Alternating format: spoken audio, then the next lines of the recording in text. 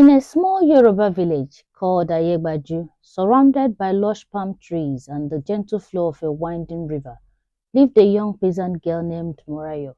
She was known for her cheerful nature and her willingness to help anyone in need. Even though her family was poor, Morayo and her mother worked tirelessly on their small farm, cultivating yams and vegetables to make a living.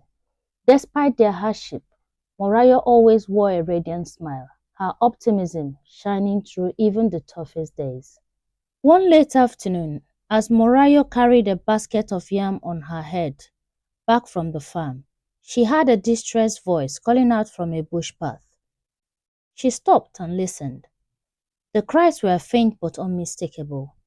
Morayo placed her basket down and followed the sound until she came upon an elderly man lying on the ground. His agbada was dusty and torn. His face bore a mix of exhaustion and despair.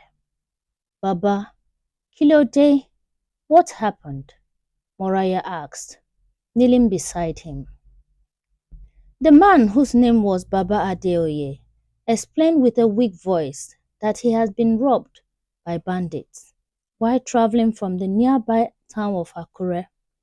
His earnings from selling handcrafted goods at the market were stolen, and he was left with nothing but the clothes on his back. His weathered hands trembled as he tried to sit up. Without a second thought, Morayo helped Baba Adeoye to his feet. "Come with me, Baba.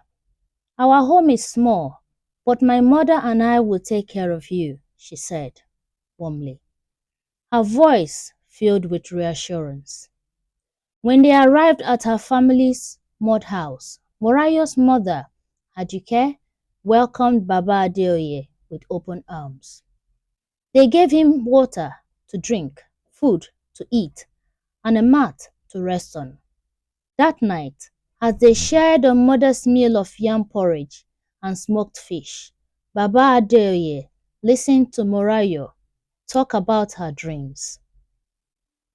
"I want to go to school and become a teacher," she said, her eyes shining with determination.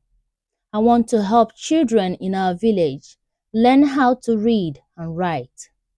The old man was deeply moved by her words and kindness. As he rested, he reflected on the warmth and generosity he has experienced despite the family's modest circumstances.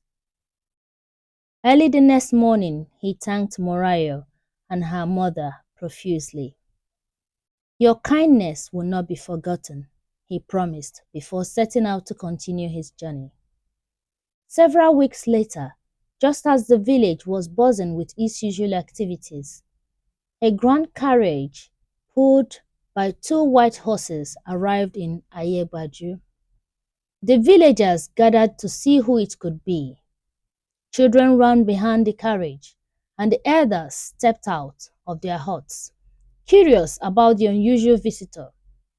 To Morayo's surprise, Baba Adeoye stepped out of the carriage, dressed in a fine traditional attire and carrying a beautiful carved walking stick. His presence exuded an air of respect and prosperity. "Morayo," he called out with a smile, "your kindness has brought me here today. I have returned to put a smile on your faces, and I have decided to sponsor your education. From now on, you will attend the best school in Ibadan. Everything you need, books, uniforms, and fees will be taken care of." Tears welled up in Moraya's eyes as she fell to her knees in gratitude. Her mother, Ajike, embraced her tightly, overwhelmed with joy. The news spread across the village like wildfire, and the people gathered to congratulate Morayo. Baba Adeoye's promise marked the beginning of a new chapter for Morayo. She left for Ibadan, where she was exposed to a world of opportunities she had only dreamed of. At school, Morayo worked tirelessly, her determination and natural curiosity propelling her to the top of her class. She formed lasting friendship and discovered her love for teaching. Years passed, and Morayo returned to Ayegbaju, not as the peasant girl who once walked the fields, but as a confident and educated young woman. She had fulfilled her dream of becoming a teacher and established the first community school in the village.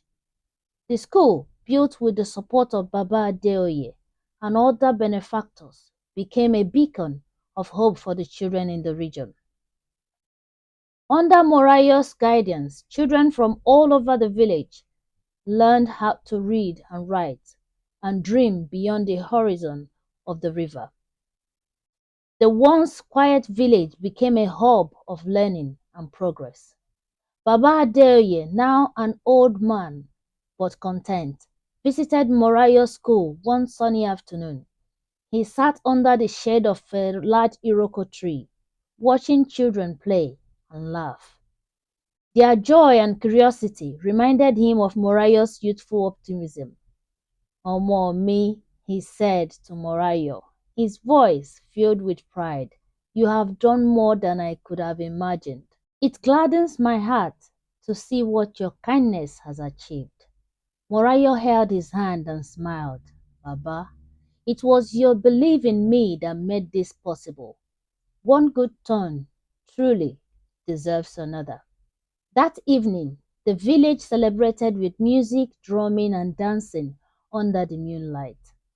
The aroma of jollof rice and roasted plantain filled the air as families gathered to honor Morayo and Baba Adeoye. Morayo stood among her people, her heart full of gratitude.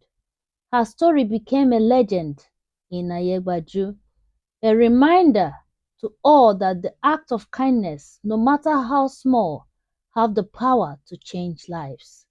And so the saying, "one good turn deserves another," found a home in the heart of everyone in the village, inspiring generations to come.